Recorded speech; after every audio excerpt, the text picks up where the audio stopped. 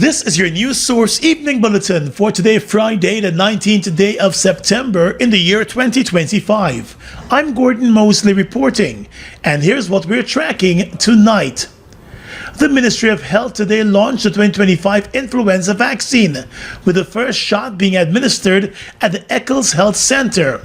A total of 15,000 doses are available, with pregnant women, children, the elderly, persons with chronic non-communicable diseases, and healthcare workers being targeted to receive their flu shots first. The first shot was administered to registered nurse midwife Tanisha Hope, followed by a number of health officials, including the Health Minister, Dr. Frank Anthony. The Health Minister said the flu vaccination program augurs well for the country in the fight to combat the flu virus. Today is indeed a historic day for our country. For the first time in Guyana's history, we are launching a national influenza vaccination program.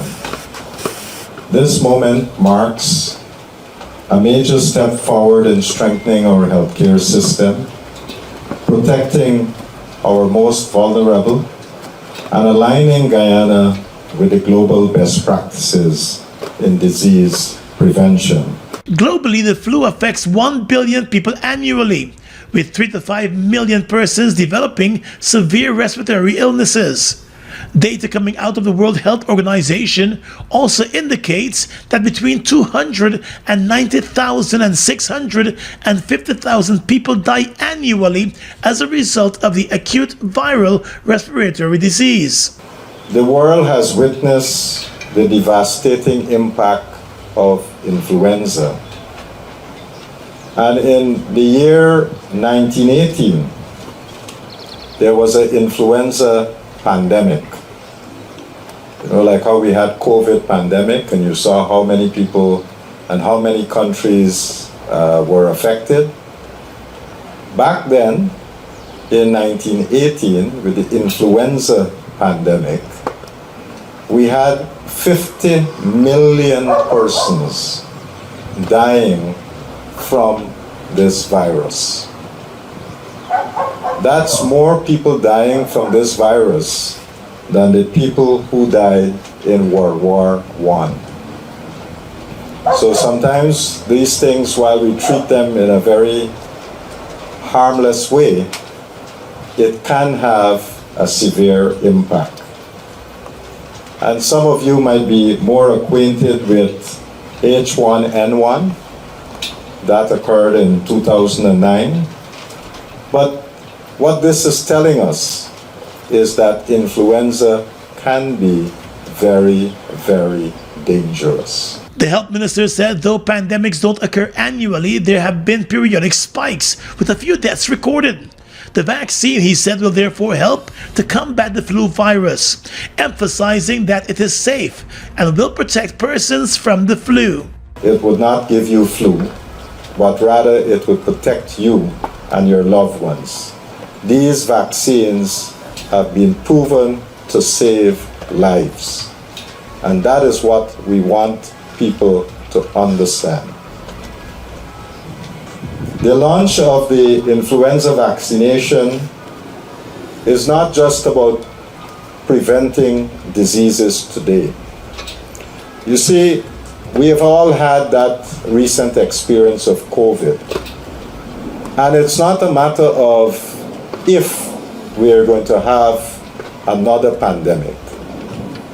It is when we'll have another pandemic.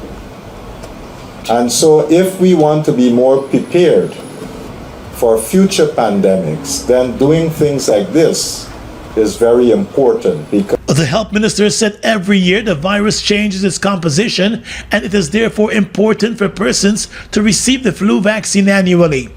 PAHO's Health Systems and Services Advisor, Dr. Garoma Delbili, said influenza is preventable, though highly contagious, and could affect vulnerable groups. He said the move by Guyana to launch a seasonal flu vaccine is commendable, adding that vaccination remains the most preventable measure to fight off the virus. So this annual influenza vaccination that we launched today protects not only individuals but also contributes to the health and safety of the entire community. Healthcare workers play a vital role in preventing transmission. He also said the Pan American Health Organization is pleased to have provided support to the Ministry of Health in the rollout of the flu vaccination program, which is backed by scientific research and technology and years of surveillance. The administration of the vaccine complements the strides made by Guyana in recent years to detect the viruses in circulation through increased surveillance. Samples of the flu virus in Guyana were used to make the influenza vaccine. More news coming up on this your Friday edition of the News Source Evening Bulletin. It all starts with one. Maybe it's one look, you know the one, or one touch, even one word. It can start with one step, or one promise, one thrill, one first time, one deep breath, one leap of faith. One day to remember, or one night to forget.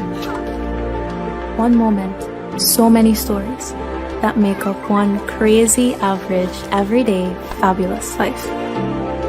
We get one life, just one. Make your move. It all starts with one.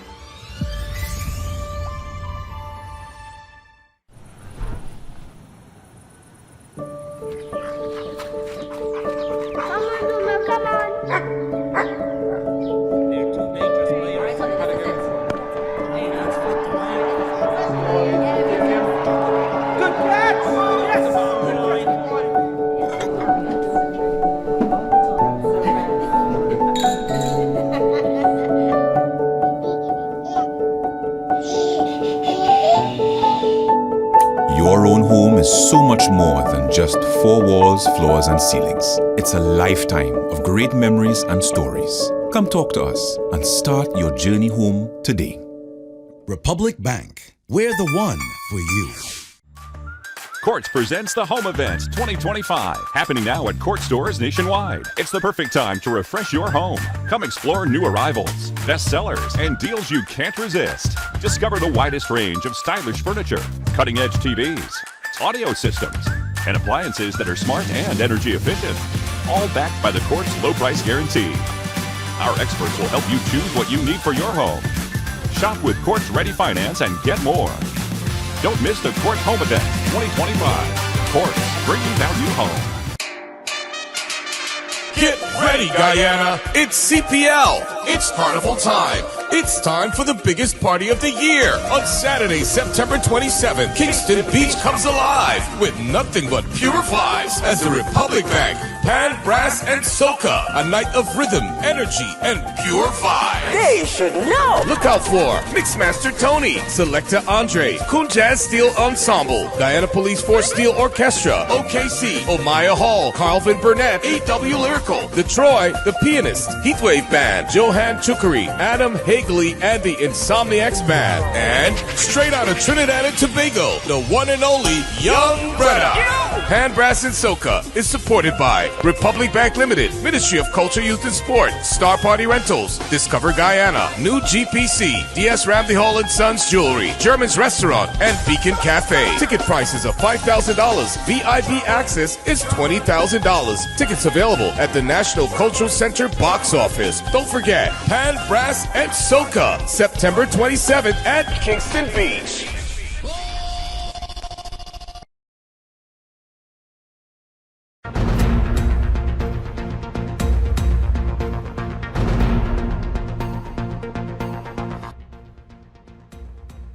Career diplomat Ambassador Elisabeth Ann Harper was laid to rest today after she was remembered as a trailblazer in her field. At a moving funeral service at the Arthur Chung Conference Center, attended by fellow diplomats, government officials, members of the judiciary, and family and friends, Ambassador Harper was remembered by President Finale as one of Guyana's finest foreign service officials.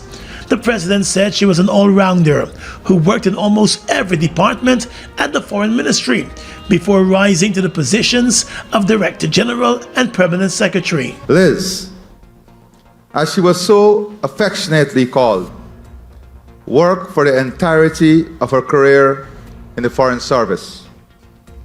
She left an example that reminds us that diplomacy is not only about the pursuit of state interests, but also about the men and women who give life to those interests through selfless and unremitting service. President Ali said throughout her career, Ambassador Harper displayed unmatched competence and always advanced the country's interest effectively.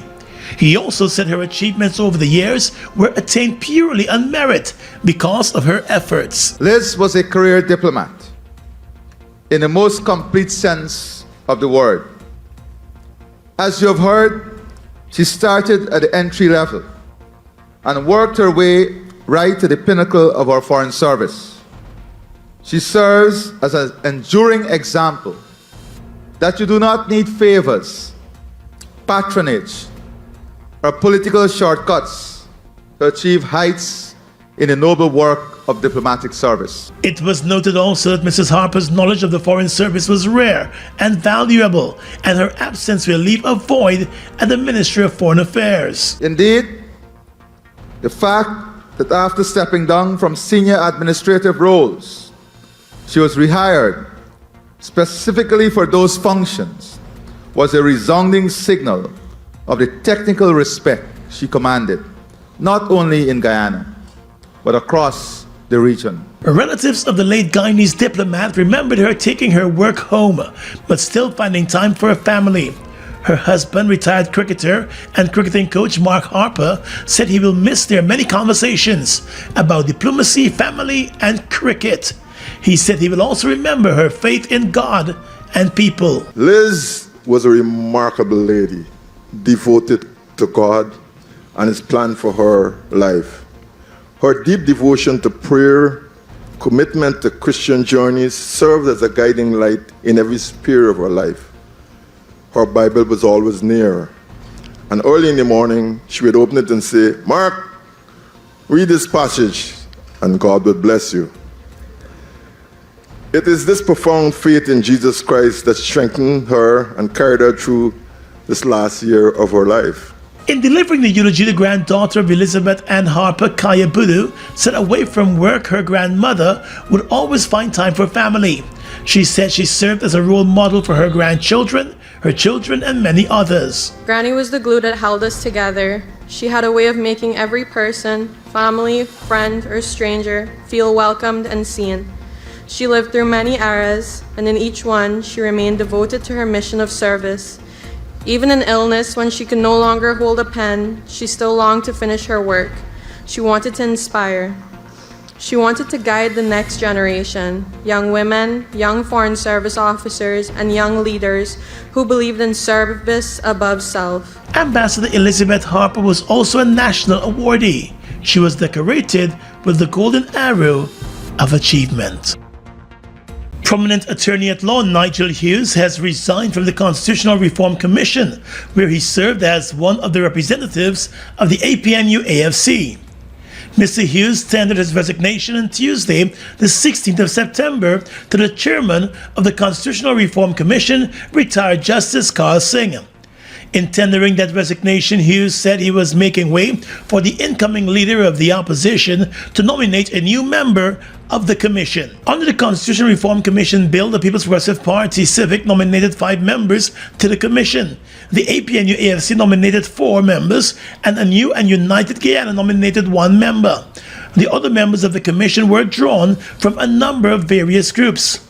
Mr. Hughes, in his resignation letter, said his appointment to the commission was premised on the submission of his name by the previous leader of the opposition.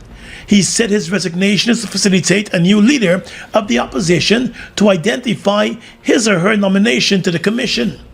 Hughes was appointed to the Constitutional Reform Commission in April of 2024, along with 19 other commissioners. The commission was tasked with reshaping and strengthening the country's constitution through nationwide consultation.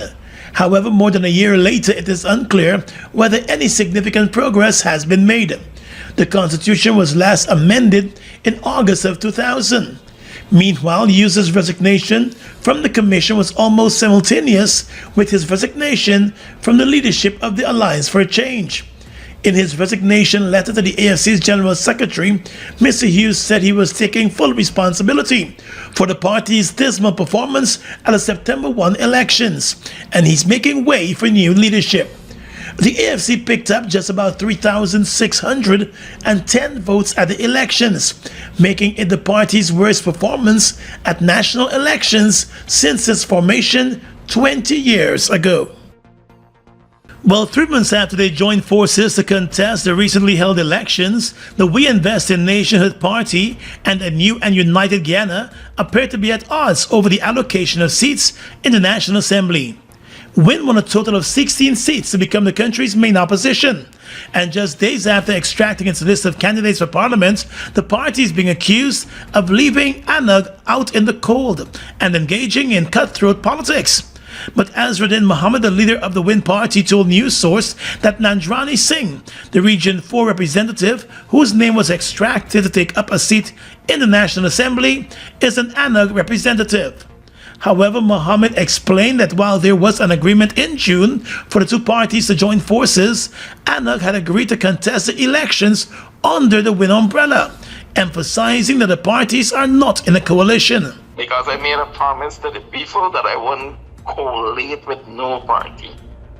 So it's not a coalition. They come over to work with us. And we still have guys, that is working with us presently under the WIN umbrella. Further, Mr. Mohammed said that the agreement did not address the allocation of parliamentary seats. The party, however, assigned a seat to Nandrani, who joined WIN through ANAG. He said in the future there may be other opportunities for the original ANAG members to serve in the National Assembly under the WIN umbrella. We still have 5 more years, and I told all my parliamentarians, all my MPs, that after a year, if they cannot serve in the interest of the people and if they're not doing their jobs to the best of their ability, we will be shuffling the wrong persons. So maybe Mark will fall in after a year. It's possible. The leader of ANAG, Dr. Mark France, had signed the June agreement with the leader of WIN. But a member of ANAG who asked to remain anonymous told News Source that the agreement signed between the two sides provided for the allocation of parliamentary seats to ANAG.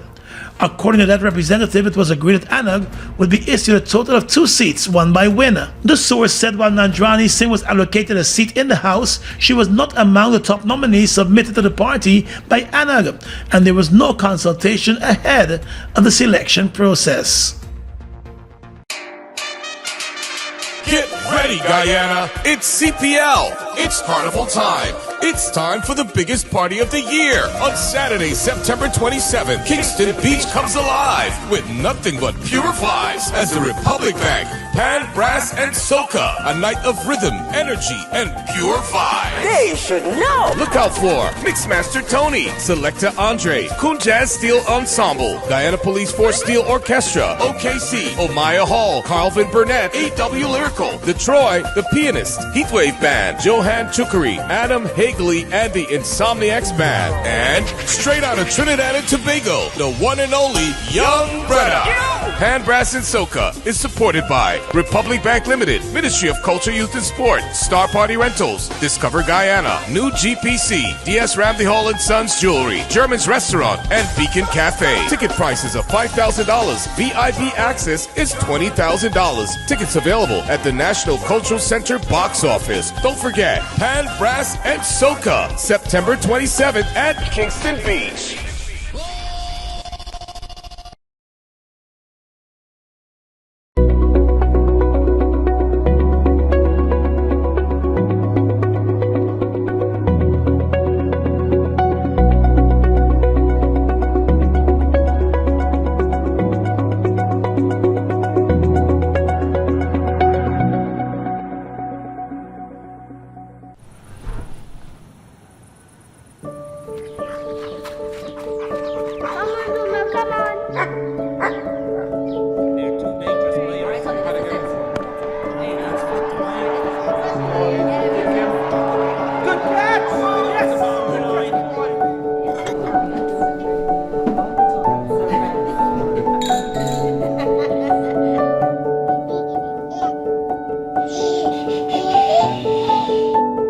Your own home is so much more than just four walls, floors, and ceilings. It's a lifetime of great memories and stories. Come talk to us and start your journey home today.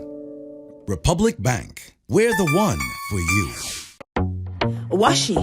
Hi people. Washing made so easy since I found Washi. Washing me use wash me clothes and I can say Washi soap powder wash clothes so nice. Washi soap powder leave your clothes color bright. Washi soap powder leave me clothes smelling nice, of course. So give thanks to Washi soap powder for doing my laundry right. Keep my clothes color bright. Have my clothes smelling nice for sure.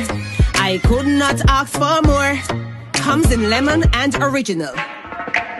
It is a washing machine in a pack. Washi soap powder wash clothes so nice. Washi soap powder leave your clothes color bright. Washi soap powder have my clothes smelling nice, of course. Distributors located in the Starbrook Market. It all starts with one. Maybe it's one look, you know the one, or one touch, even one word. I can start with one step, or one promise, one thrill, one first time, one deep breath, one leap of faith, one day to remember, or one night to forget. One moment, so many stories that make up one crazy, average, everyday, fabulous life. We get one life, just one. Make your move. It all starts with one.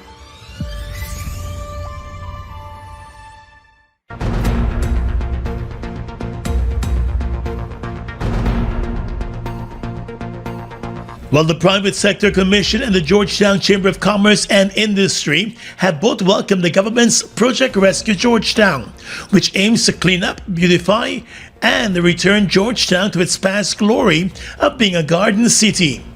In a statement today, the Private Sector Commission said years of partisan obstruction and administrative failures have left the city with clogged drains, garbage-strewn streets, deteriorating roads, dilapidated markets, and neglected public spaces. The Private Sector Commission said those conditions have not only undermined the quality of life for citizens, but have also constrained investment, trade, and the ease of doing business. The Commission said it welcomes Project Rescue Georgetown as a timely and necessary response. It wants to see the organization of vending zones and improved urban order that will create a safer and more efficient environment for commerce. According to the PSC, as businesses, it knows that Georgetown is the first place most investors will see in Guyana, and there is only one chance to make a good first impression. Meanwhile, the Georgetown Chamber of Commerce and Industry, in a separate statement, said as Guyana's business landscape continues to evolve, the drive to enhance the city will also lend to a more investor-friendly environment. The Chamber said it has noted that the initial plans include a keen focus on sustainable urban development, heritage preservation, biodiversity, citizen engagement, upgraded drainage networks, architectural restoration, waste management, and city upkeep. President Irfan Ali announced the launch of a city revival plan to rescue the nation's capital city of Georgetown earlier this week. He said it will ensure its beautification and modernization. The president also said with the government already investing billions in infrastructure and development work in Georgetown over the past 5 years, he is ready to move forward with a number of projects to fix the city. He said the plan will be a sustainable one that will be part of a national strategy that will also see similar help being rolled out in other towns and villages nationwide. The government of Guyana, through the Guyana Power and Light Company, is finalizing a $15 million agreement with InterEnergy, a Dominican Republic company for consultancy services, President Irfan Ali has announced.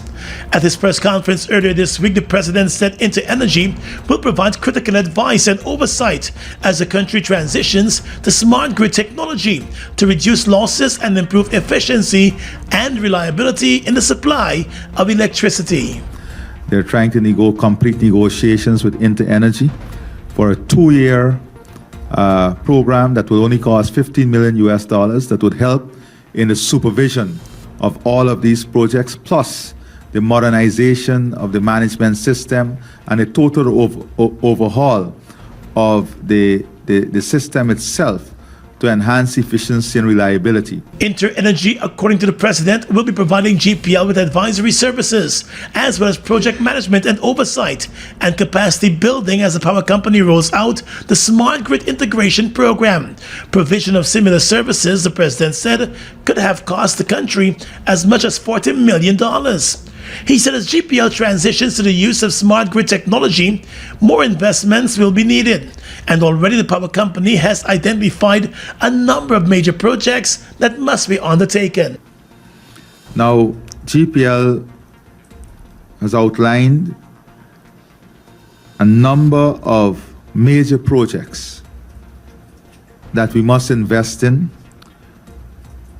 building out a full-scale smart grid, which includes the transmission and distribution expansion, the construction of approximately 155 kilometers of double-circuit transmission lines, 343 kilometers of primary distribution lines across Region 3, 4, 5, and 6. This, if you have to invest in, is a budgeted cost of more than $400 million US.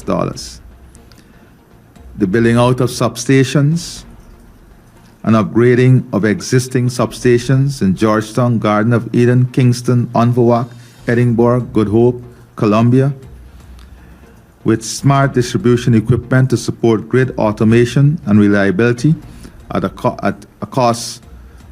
approximate cost of more than $300 million. Additionally, he said Linden will be interconnected through the expansion of the Demerara-Berbice interconnected system, alongside the construction of new distribution substations at Bamia, Mackenzie, and Wisma.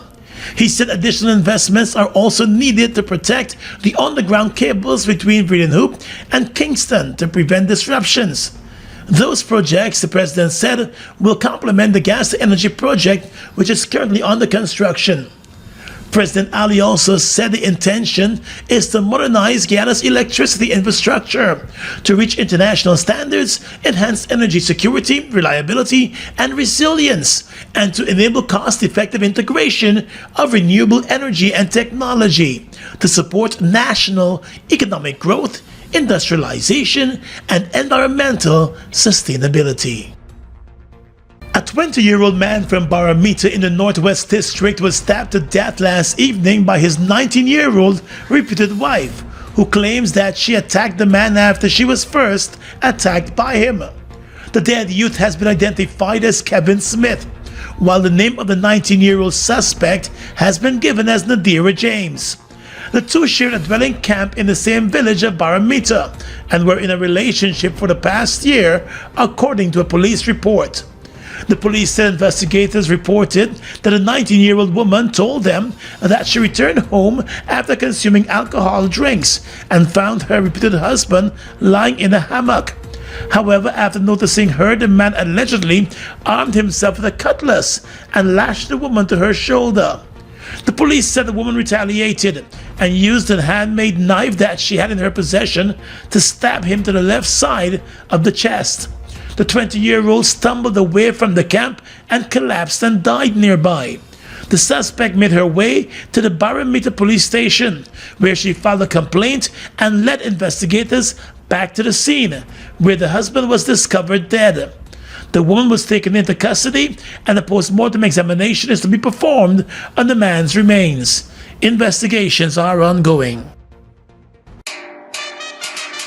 Get ready, Guyana! It's CPL! It's carnival time! It's time for the biggest party of the year! On Saturday, September 27th, Kingston Beach comes alive with nothing but pure vibes as the Republic Bank, Pan, Brass, and Soca. A night of rhythm, energy, and pure vibes. They should know! Look out for Mixmaster Tony, Selecta Andre, Kunjaz Steel Ensemble, Guyana Police Force Steel Orchestra, OKC, Omaya Hall, Carlvin Burnett, A.W. Lyrical, The Troy, The Pianist, Heatwave Band, Johan Chukari, Adam Hagley, and the Insomniacs Band. And straight out of Trinidad and Tobago, the one and only Young Bretta. Pan Brass and Soca is supported by Republic Bank Limited, Ministry of Culture, Youth and Sport, Star Party Rentals, Discover Guyana, New GPC, DS Ramsey Hall and Sons Jewelry, German's Restaurant, and Beacon Cafe. Ticket prices of $5,000. VIP access is $20,000. Tickets available at the National Cultural Center box office. Don't forget, Pan Brass and Soca, September 27th at Kingston Beach.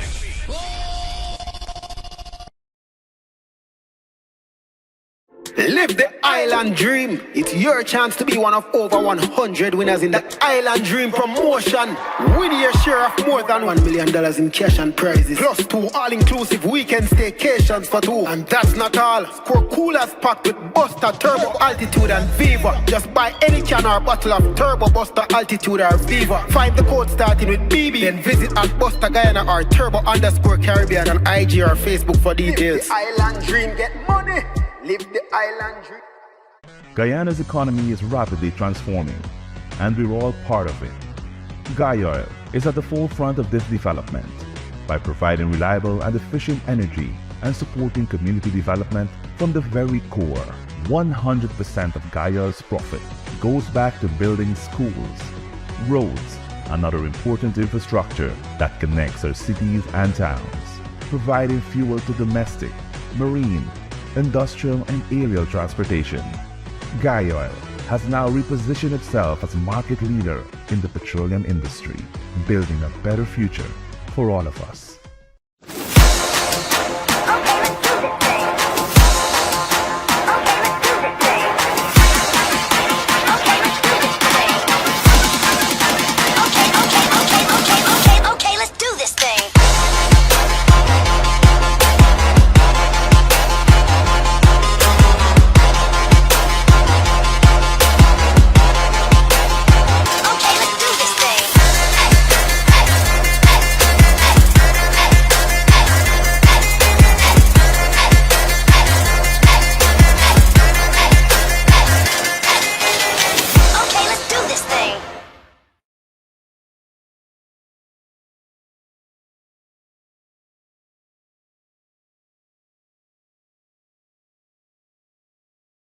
With your regional and international news tonight, I am Svetlana Marshall in the region. Trinidad and Tobago Constitution Amendment Citizenship Bill 2025 was passed in the Senate early Thursday morning by a slim margin after hours of heated debate. Once proclaimed into law, it will allow people to acquire TNT citizenship through their grandparents. The final vote stood at 16 in favor, 13 against, and 1 abstention. The lone independent senator to back the bill was temporary Senator Wesley Gibbons. The opposition gave no support and most independent senators voted against it. The legislation was approved in the House of Representatives last week.